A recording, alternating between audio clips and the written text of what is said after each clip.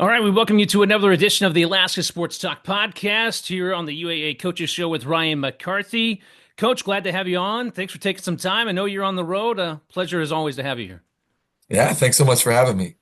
First things first. I know you guys were on the road last week. You mentioned you were going to the Nike headquarters. How was it? Was it pretty cool?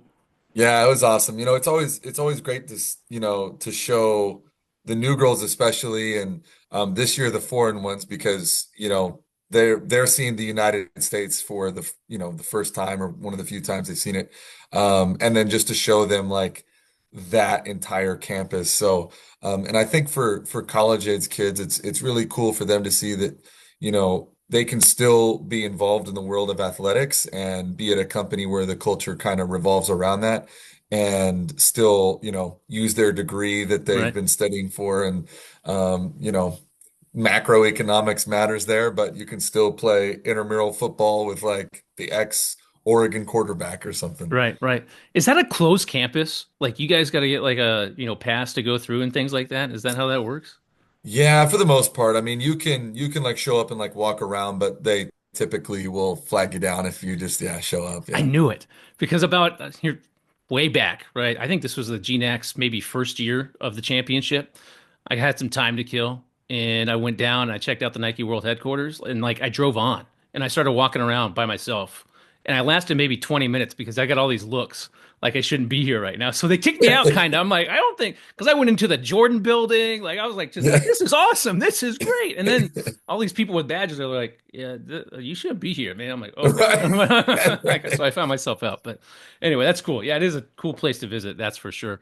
Um, Flashing back to last week, you guys went 1-1 on the road trip, locked up the conference with the win over Western Oregon. A little bit of a setback against St. Martin's. Question: if I gave you 10 shots from the free throw line, how many are you hitting right now? 9. 9. Yeah. Yeah. So My when first one you I'll probably miss. Yeah. okay. So you need a little warm up, but down the stretch in that St. Martin's game, free throw shooting. I mean, that just seemed that's the difference right there, isn't it, in the game? Yeah. I mean that and we didn't play well against Western Oregon and then I think we played even worse against St. Martin's and for them to beat us, that's what had to happen. Just a meltdown. And it was good for us because, Tori did miss a lot of free throws and that was obvious, but wasn't obvious was Tori was the only one to make a free throw or Right. attempt one. And Tori was the only one to make a field goal. And we have 4 seniors on this team, and we had a long discussion about what it means to be a senior in this program. So, just we talked a lot about this week about just being brave. If we're gonna go down, let's go down going 0 for 20 instead of 2 for 13. And just taking brave shots in those moments because we're not gonna just waltz through every game 30 plus points. And it was a good test for us to go through that. But free throws have kind of been our bugaboo this year, but I don't necessarily think we're a bad free throw shooting team. We just have individuals that shoot in the high 60s, take a lot of them, and Tori's one of them, and that's one thing I know that she spent a lot of time on. So, we've hopefully, if we get in that position again, that we can come out on top. Explain this to me. Just in the culture of basketball, it seems like in today's game, you have shooters that'll shoot 45% from behind the arc or even mid-range, and they get to the free throw line, and it's like this mental block. I don't get that.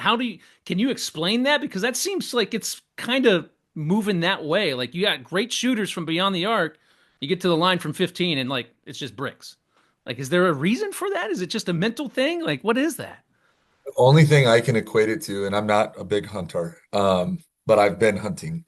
And I remember I was going turkey hunting one time, and turkey hunting is a lot of patience because they have very good eyesight. And I'm sitting in this bush, and before we were shooting turkeys, we went out and shot on the range. And man, I was the best at shooting pop cans there ever was, right? Well, that turkey popped its head out and I choked. I mean, my barrel was going all around like this, and I feel like that's how it is at the free throw line.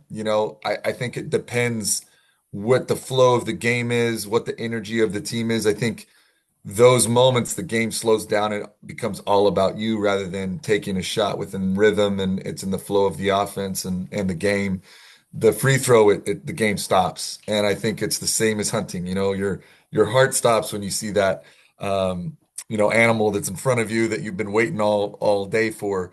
And I think sometimes the moment can catch up to you. And I think that's what happened at St. Martin's for I think our whole team, but in particular, yeah, our Tori, struggled that game from the line.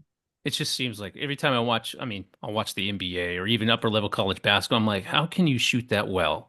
And then like that's a great explanation. Like just getting to the free throw line, the game stops. That's so Yeah. true. Um, Awards came out for the GNAC this past week, and no surprise, Millie Long, on the first team All GNAC. Tori Hollingshead, first team All GNAC. Uh, Millie also newcomer of the year, defensive player of the year. Were you at all shocked that she won all three of those awards? No, I mean, I kind of figured she's been the most impactful newcomer and played to me. I think she should be an All-American. If she doesn't, you know, not win that award, I would be shocked. But um, I just think, any coach can understand when you have a player that has ended 120 whatever possessions on her own. We don't have to play defense as a team when she goes and gets that steal, right? So you look like a pretty good defensive coach when you got a player that goes take the ball from 120 some possessions. She's special, and um, she's not a kid that just grew up only playing basketball. I mean, this was a dual sport athlete all the way through college. The only year that she concentrated on basketball was this last one. And I'm not shocked at all. She's one of the best point guards that ever come through here. So Tori Hollingshead also first team All GNAC as well. And then looking down the list, we got to second team. I'm like, I didn't see anybody, and then I see okay, honorable mention. I mean, Jazz and Elena Mack and Ashlyn Rain, and I'm like, I kind of gritted my teeth. How did you feel? I feel like personally, Jazz got slighted. She could have easily been second team All GNAC the way that she performed coming off the bench this year. Um, Yeah. Not to take anything from honorable mention at all, but I felt like because I had a couple of more ladies there on the second team. I think. Yeah, I think, I think it's just the philosophy. It's a little bit political, Yeah.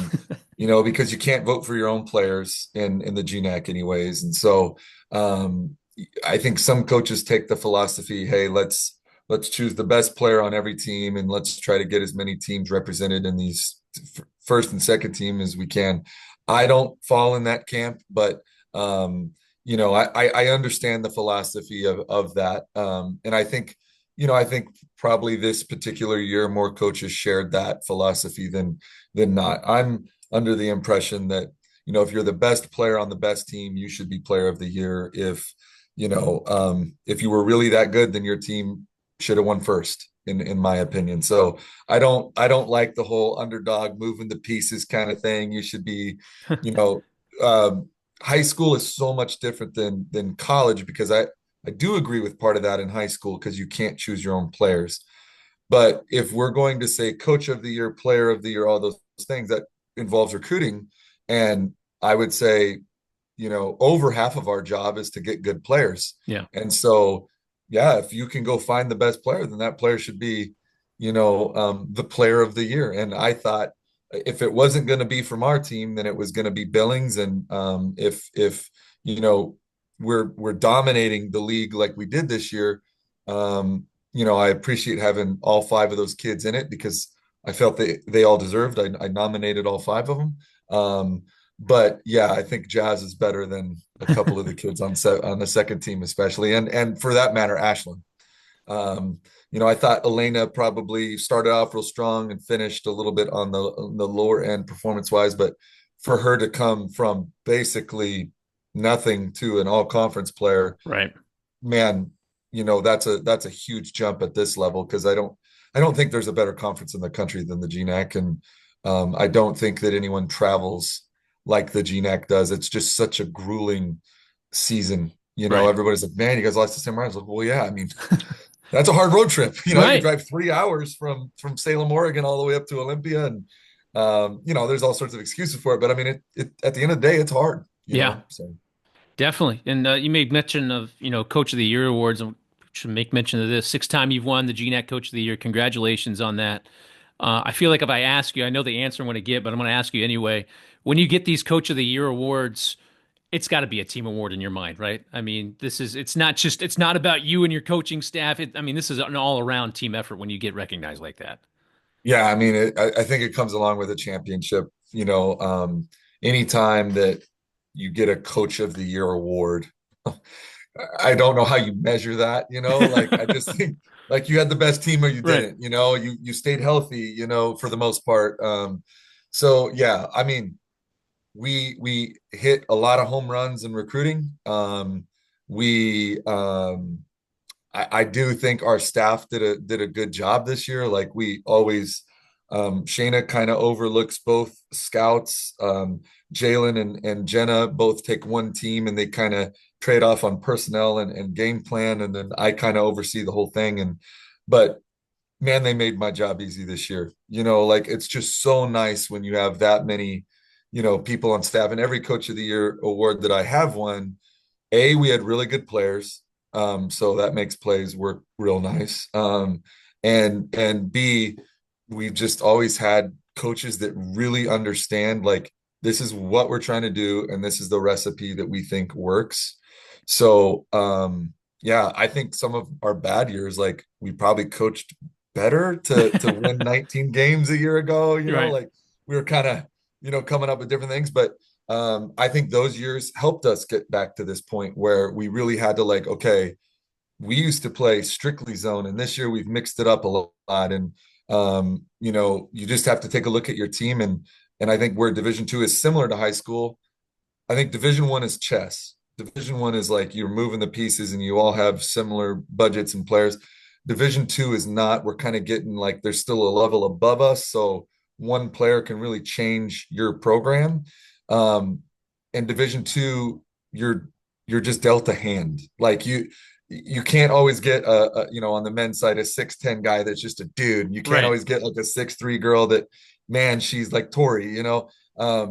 So it's poker, in art, like you got a hand and you might have to bluff a little bit to win a couple of games or to get a couple more points. But yeah, I thought we played a good game of poker this year, and we had really good players. So yeah, total team award. And I've had so much fun coaching this team. Like the poker analogy is awesome. It kind of falls in line to my next question. How often did you look down the bench during a game the last 2, 3 weeks and you go, damn, how am I going to juggle the lineup now? I mean, it seemed like the last 2 or 3 weeks, you guys have 8 active. There was a couple of games where, Millie gets into foul trouble early in the first quarter. I think played maybe 8 minutes in the first half or 10 minutes in the first half of a game. And I just feel like it happened quite a bit in the last couple, 3 games of the season. Like, how am I going to juggle this now? Did you feel that way at points and times? Yeah, it sucks. I mean, we've always talked about injury, but like, hey, we just got to keep everybody healthy. But I mean, if foul trouble is just as bad. I mean, Right. that's like, having a kid, might as well just send them to the training room, get looked at, and then okay, well, then now they're good 10 minutes later, and you got to sit a kid for 10 minutes ish if they pick up two early ones, and it kind of mixes up your rotations. Or now instead of moving sliding Jazz over to the wing and having her and Millie play together, which is one of our most efficient lineups offensively, we can't, and Jazz has to stay at the point guard, and now we're only 3 weeks deep to fill two spots, and we're already only three posts. So it's difficult. And with the style that we play, we're just so accustomed to being aggressive, and all of our practices are that way. We can't all of a sudden decide, okay, hey, this game we're in foul trouble, so let's play pack line. Yeah. We can't do that. And so that's the hard part about having that 8-man roster is when you do get in foul trouble, it's like, holy smokes, like, like looking for a manager or something to hop in there. Well, that's a good point. Have you, like, I'm sure probably not going to happen. Was it ever discussed about burning a red shirt on any of the ladies on the team? Like, do we need somebody that badly at any point in time? Was that ever a topic of discussion? Yes and no. I mean, Okay. we've got a kid from New Zealand right now that's in a redshirt year, but she's actually a partial qualifier, and we're like going navigating through like waivers and stuff. And then the other ones, they're hurt, like Yeah. they're medical red shirts. One got hurt 4 weeks into the season, one got hurt, shows up first day, like, hey, I need another knee surgery. So it's just been kind of a mess from the injury standpoint where we just haven't really had that option. So Going into the tournament now, into the conference tournament, into the West Region tournament, how do you juggle things from a practice standpoint, preparation standpoint? Is it all different from what you've done throughout the season? Obviously, in the tournament, you're playing back-to-back days. So how does that whole thing change, if at all, for you guys? No, we just approach it differently in the sense that it's a new season. Like we were the best team in the regular season, and that's awesome, and that was one of our goals. And now that we're in the postseason, whatever we did prior to this, it just doesn't matter anymore. It doesn't, the statistics don't matter. Our record doesn't matter anymore, and everybody's 0-0, and that's what makes March special. You have to go for this tournament, we have to go on two one-game win streaks, and that's how we have to look at it. And our goal right now, like we're not even thinking about the national tournament, we're thinking about this tournament and who we're going to play next. And right now we're just focused on ourselves, cleaning up some of the mistakes that we made against St. Martin. So while the silver lining in that whole thing was you're going to look at a loss way more critically than you're ever going to look at a win, regardless of how ugly it is. And your players are going to take it a lot more seriously as well. So we've actually had really good practices because we were able to kind of look at that with a really critical eye. And now these 3 days where we didn't know who our opponent is, we can just work on ourselves. And so when we find out who we're playing, we feel like we'll have a better product than what we had last week. Well, yeah, so we don't know who you guys are going to play yet. You'll find out tomorrow. It's either going to be Northwest Nazarene or Western Washington. If you can, just briefly kind of scout both of those teams. Obviously, you beat both those teams twice during the regular season. Always tough to beat an opponent for a third time when you get into the championship, but kind of scout both of those for us prior to Friday's night matchup, whoever you guys are going to end up playing. So Northwest Nazarene is a kind of a unique team. They're kind of tricky. They mix up their defenses. They play very fast. They don't run like a lot of sets or do, from an execution standpoint, they're not trying to like out execute you in the half court. Like they want to move the game and shoot a bunch of threes. And they've got a really good post player in Kendall Clark. When the game does slow down, that's a go-to player for them. But defensively, they're not trying like to be real solid in their shell. Like they're trying to they'll scout out different actions and try to take you out of them. Like they'll discard you uniquely in a ball screen action and make sure that you don't get to use it a certain way, but there's like zero help side or something. So NNU is real different that way. Western is very fundamental. They're going to do what they do. They'll mix up their defense a little bit, but at the end of the day, everything that they do is just very like it's in and out burger. It's very simple, but it's very good. And those teams, to me, those types of teams usually do very well in the postseason because they already know who they are. They don't need to make a lot of adjustments, and they just, they do what they do. I think it's hard to be the other kind of team like an NNU sometimes because you're kind of changing your game plan a little Right. bit as you move through the tournament. And the longer you stay in the tournament, the less preparation time you get. Sometimes on a back-to-back game, maybe you get 45 minutes to go over the opponent and you're not even addressing what you did wrong, the game before. So I think, we kind of are a little bit more in line with Western. I mean, if people saw us play, they say, oh man, you're just like an NU because you play fast and you press.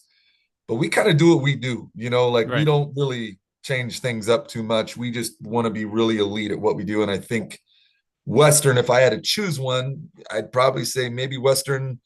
The bookies might have them favored a little bit, but NNU's always played them tough, and NNU can beat anybody, especially when they get time to prepare for you. So that will be a really interesting game to watch. Yeah, it's March and you never know what's going to happen. We've seen crazy Yeah. things happen in conference tournaments, that's for sure. For you guys, what do you want to see improve from the final week of the regular season going into the conference tournament now? What is something that you really like to see improvement on going in these next two games Friday? I just think like our full court execution and our transition, I think we kind of get away from that, just our spacing down the floor. And then in our half court, like what we do is super simple, but if we do it well, we get proper spacing for post play and really like inside out execution. and we just got lazy in that. And I thought we were just soft. We weren't exceptionally physical in either game in the right ways. And then defensively, St. Martin's, we really did not pressure the ball, and to me, that was a weakness of their team. We did not guard with any kind of aggression. We didn't communicate very well, and we got in foul trouble, and that really messed us up in that game. So it limited our ability to really play the style that we want to play. And so I think those things, it goes two ways with the officials. Either they tighten it way up and it's like everything's a foul, or they let you beat each other up. And so we just have to be ready to adjust to whatever that is so that we don't get in foul trouble. And if we get to play physical, well, let's go. Like Right. that's where we're at our best. So I feel like those two areas we've been really trying to like adjust the way that we call in practices when it gets live, or we'll throw a defense out that maybe we don't see very often. And we're more of a conceptual team. We don't change our offense based on the defense. We change it based on how they guard our action. So it changes what reads we make. So we're just trying to continue to like build our IQ through conceptual basketball that way. Leave you with this kind of a fun question. All right. You mentioned you would probably make 9 free throws at the beginning. All right. Yeah, If you gave you 10 shots. All right. How many threes would you hit right now? Cold, no warm up. If you had 10 shots, probably 8. 8. Wow. Stand Okay. still? Do All I right. have to move or am I standing No, still? we can go from around. We can go around the horn. I mean, so one from I like get it. two from each spot. Okay. All I right. get 8. All Yeah. right. If I put you and Jalen McCullough up against each other, who's hitting more? You? Okay. Oh man. Hey, Jake could shoot it a little I know bit, he but can, but that's my thing. okay. Yeah. All right. All right. All right. Fair enough. If we were Fair enough. running a race, he'd smoke me. Oh, okay. Jay's a uh, good player though. He's been he's been a big part to our success this year, like on scout team. And um yeah, he grinds it. But yeah. yeah, he can play. All right. All right. I'd like to see that. I think that'd be like a paid event. That'd be cool. To see Yeah, you that's guys our go at next it. fundraiser There you right go. there. I Yeah. like it. I like it. Coach's 3-point contest. All right, but Coach, good luck in the tournament this weekend. Be sure you follow the Seawolves on the road. You can go to Seawolves.com. You can find all the live video, live streaming, and follow the tournament action there. Coach, thanks a lot. Good luck on Friday. We'll be watching. Thanks so much. All right.